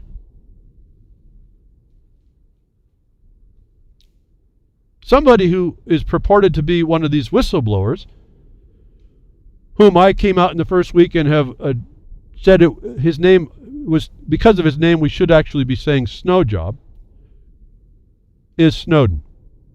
And to show you, not only does the government know how to exploit us, and that I have a real problem with us exploiting ourselves as well, and that I don't know who this guy really is because he really didn't say a whole lot that we didn't know. And I told you that they would give us a lot of information about their infiltration, so we would go to sleep on it. We would just stop paying attention. It just overwhelms you to the point you don't want to deal with it. And it is overwhelming, and yes, I don't want to deal with it. They've done what they were going to set up to do. I'm barely hanging on to try and keep myself as off the radar as possible. It's everywhere. But this guy comes on this world scene, and to the one point, I want to give him a lot of credit for going ahead and doing that. As long as it's not a psyop. I can't tell.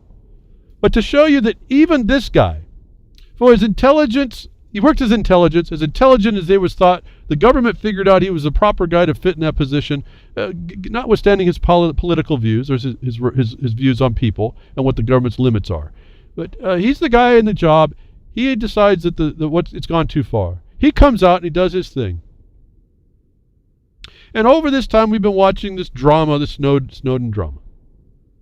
And yesterday he comes out, or day before, and I want to show you how we get this wrong, at least by my interpretation of how things work. Even this guy can't get it. And then I have the proof now that at least 1 million plus more don't get it. What I tell you behind the woodshed all the time to be careful of. Understand what you're dealing with before you agree with something. Qualify it before you get on the bandwagon. Don't be a lemming. Don't suffer the hyperbolic determinism of the lemming's leap. Take some responsibility for your own actions. Don't just get on the cause, which they have us all doing in all these things. These color revolutions come in all colors, folks. They don't have to be a color. There's a cause. World's top human rights groups just delivered over 1 million signatures to Obama. For once, I have no words, was Edward Snowden's comment on Twitter. I have the link. You can just see it all yourself. And then I realized, then it says he has a link. For once, I have no words.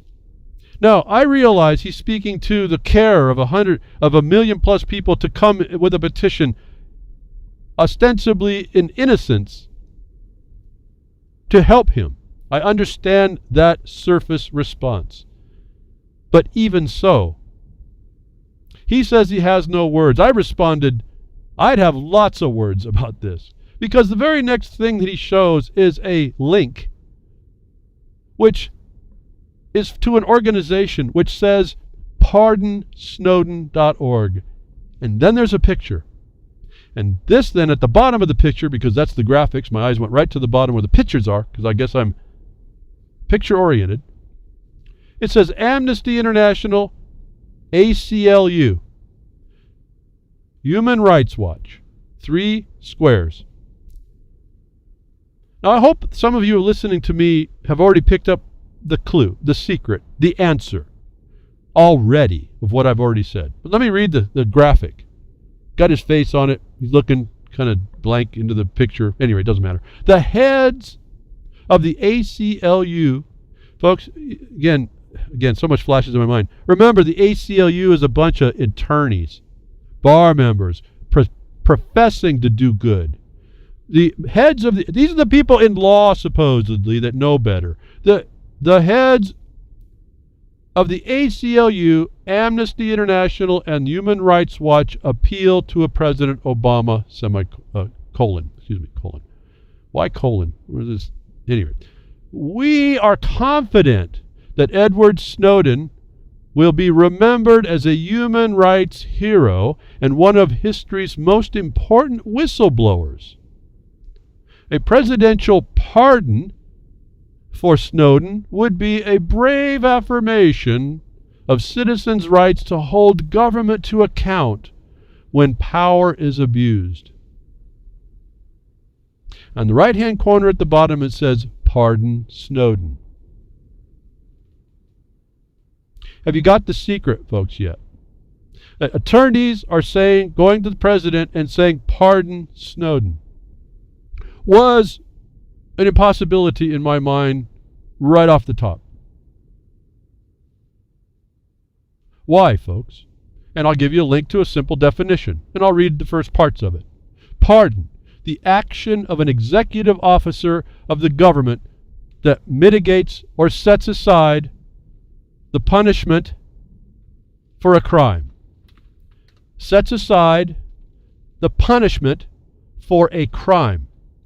The granting of a pardon to a person who has committed a crime, the granting of a pardon to a person who has committed a crime or who has been convicted of a crime is an act of clemency, which forgives the wrongdoer and restores the person's civil rights.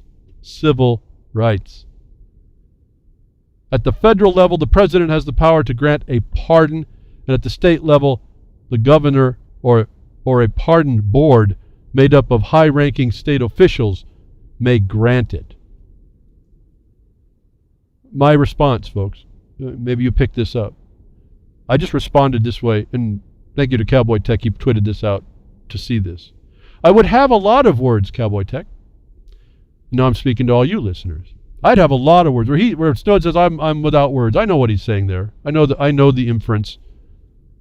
His gratefulness that people came to care where he didn't think maybe there was any care, and that's kind of a lie too. But anyway, it doesn't matter. Maybe I'm wrong. Maybe I shouldn't have said that. Maybe he didn't know. Maybe he doesn't realize the propaganda that he was pushing either. But I would have a lot of words, I say to Cowboy Tech. And why are 1 million plus claiming Snowden is a wrongdoer that a pardon is relevant? Hashtag World on Stupid, spelled STOOPID. Did some of you get the clue, folks, that we are just not getting this in the world? We don't get the fact of what we're doing, and we're led by the attorneys to do the incorrect thing for and to bring a subject to an improper, a wholly heinous action. I'm talking about civil rights.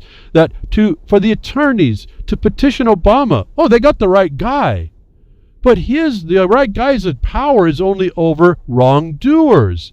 That in the petition it admits the world, you got 1 million witnesses to Snowden being a wrongdoer. Whatever my opinion of it is, if I have one, about what this whole thing is, you have 1 million people saying he's a wrongdoer because the remedy they're asking for is a pardon, the definition of it which only pertains to wrongdoers. He's merely accused, folks. Have you got this? And we don't even know if it's accused under probable cause.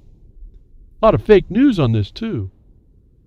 That the attorneys bring everybody subject to civil rights, the extortion of every kind against us, human rights, the diminishment of men and women in the world underneath UN control, and agreeing he's a wrongdoer that suffered due process already. Have you got all the failure here, folks? I'm stupefied that 1 million plus people and all the attorneys of the ACLU and the Amnesty International, which works as an NGO to defeat us at every turn, and all these other people would come out as a petition, and 1 million people would agree to witness that Snowden was a wrongdoer, blew me away.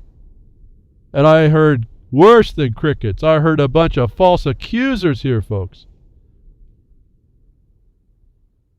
We don't even know what we're doing.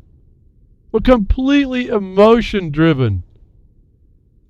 I agree that the gentleman is presumed innocent, so notwithstanding what I feel is going on, let's hear the probable cause-based complaint. If he's figured out a way to avoid at this point that, we still haven't seen the complaint. That you come out and say he's a wrongdoer by the very point of asking for the pardon is an astonishment, to be a witness of ignorance, of a stupendous stupidity. And this is what we do all the time. And the attorneys lead us on, and we don't say, whoa, hold it. He's not a wrongdoer. The pardon isn't even viable. And here, look at the unqualified one. For as much as I think he's such a despicable character, he'll be blamed for not pardoning Snowden for the purposes of the feeling. And he will be right to not pardon Snowden because pardon's not a wrongdoer yet. At least under the law. Doesn't have a criminal punishment. Now, he may be self-inflicted punishment being exiled to some place, but this is totally different. Do you understand how our ignorance of even our own simple language is just so replete? I'm getting all speechless here. I can't tell you how deep this affected me. It's like my shoulders drop, my head drops. I just shake my head. Face palm? People don't even realize what they're doing. Do you realize that I retweeted that? And of all the people that responded to Snowden and Snowden himself, I have not received a correction, a clarification. I haven't received an insult, nothing that exposes that the pardon is not relevant to a non-wrongdoer. That everyone believed that a petition to Obama would help Snowden. If that isn't division and wrong action and a waste of time evidence, I don't know what more to point out to everybody. And I got real excited here, I know. It just drives me nuts to watch us do all the wrong things at the right times, and we think we're doing good. I don't know what Snowden's real answer is. It's certainly not asking the government, who's already professed to go after him and will do so without a proper allegation. Why are you even asking that question of that criminal? It's the same question I hear people going to traffic court and asking the judge a question about the charges, or what doesn't the prosecutor have to give this and did that, and about jurisdiction. No, you don't ask a question. You use a remedy, shifting the burden and the persuasion in the proper way. You don't talk about the pardon already.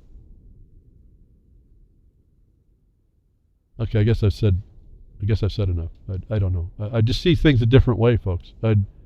To me, it's more clarifying, too. I get to it so quickly. I mean, this was a light bulb. It just like a flash in my eyes. I couldn't believe what I was seeing. 1 million people signing a petition to pardon Snowden was impossible. Impossible. And now we're going to blame all those people who blame Obama for not pardoning something he can't do.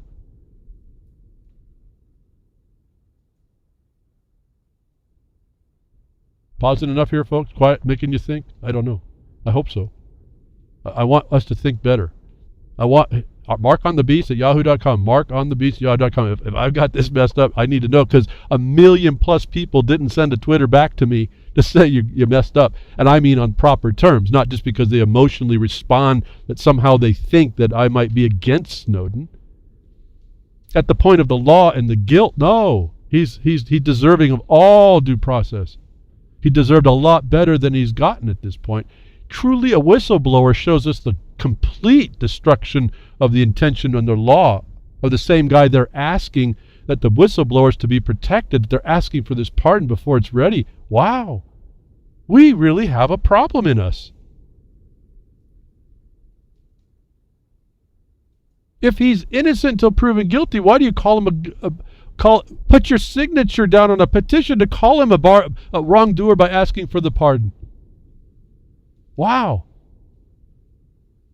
I mean, if you're having an argument with me right now, you better slow up. I want you to read I'll put a list on what a pardon is. You can read it for yourself. Read for any exception to that limited. They even tell you that the court cases, the courts have said, this power is very limited over limited subject matter. So apply the constraint and you'll see more better when you see the words yourself. Engage your brain. Remember, behind the woodshed, it's BYOB. Bring your own brain. And I say put it in a paper bag, because the government's after your brain. They want to control your brain. So you got to put it in a bag, like drunks on the road. You want to put your bottle in a bag. Put your brain in a bag, folks. When you bring it behind the woodshed, then you can uncover it. But don't travel the world with your brain exposed. They want it. Bring your own brain. And I've added Pinky now. Bring your own brain, Pinky. I remember some sort of comedy cartoon or something. I don't know. Is that enough? I have one more tweet. Bird sound. What? Incredible! More than 1 million people from 110 countries wrote to POTUS, calling for him to pardon Snowden. Here's what that looks like.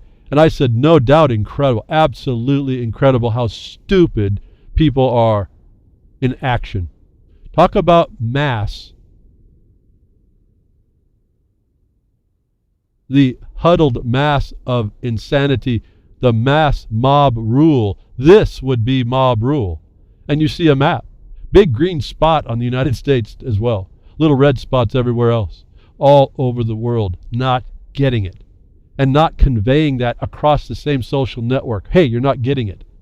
And not responding to me, even in vile nature in response, because you're just so, he's become your guru to tell me how wrong I am to go against Snowden.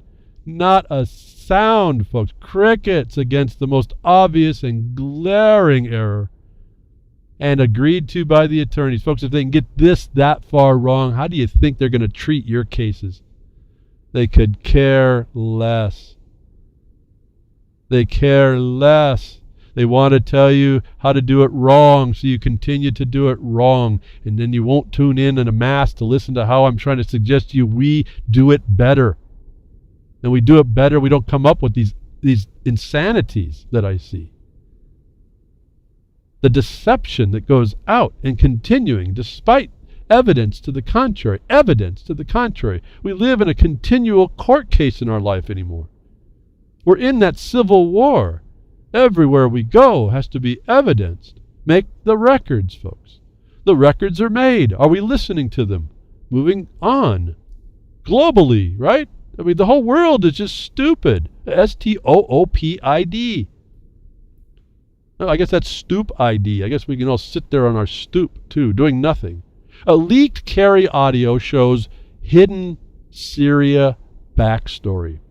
Fascinating story, fascinating discussion, completely clearly stating that the government of the United States is using everything as its tool. The real story continues to come out. I don't see why we're waiting on the answer here. It appears CNN and New York Times gave the public a sanitized report on the United States Secretary of State John Kerry's meeting with Syrian opposition leaders back in September. Before the election. Unlike those two media giants, WikiLeaks released the full unscrubbed audio version of 35-minute conversation this week. Included was the revelation the White House knew of the growing threat of Islamic State presented in the region, and that it actually hoped progress and lead to regime change in Syria. Won't go on more. I'm running out of time to do so anyway. We know, folks, we actually set this up. We allowed it. We aided and abetted the invasion of a sovereign nation. Whatever I think the politics is there is irrelevant. It's that I'm telling you that mirror is on you. You have an invasion going on by the very same characters that Kerry represents. I pointed out to you over and over and over. So insane is this duality they produce. There was even, I'll throw this in just to get past it. The government through Ash Hat Carter says that Russia did virtually zero in Syria. They actually Russia interfered with the United States. Well, yeah, when you see that what they wanted to do was take down the regime, absolutely that's another admission that Ash Hat Carter is saying that there's no statement is just complete lunacy. Lunacy, buffoonery at the worst, at the easiest. Lunacy, psychopathy, folks, is what's driving America, and that is a reflection on the people. And we can act as the accessory to that crime against us, that the destruction of the fiduciary relationship and the breach and the use of a pretext to bring on national security necessity is all a crime against us that we have to stand up against. It's right there for us from their own words, their admission and confession that this is going on. Thank you for tuning in today. I hope something I said will get you involved to step up for ourselves, take responsibility. I don't know what else to do. Thank you, Grimner, for all you do on reallibertymedia.com and the blogcaster page and the archives and all that.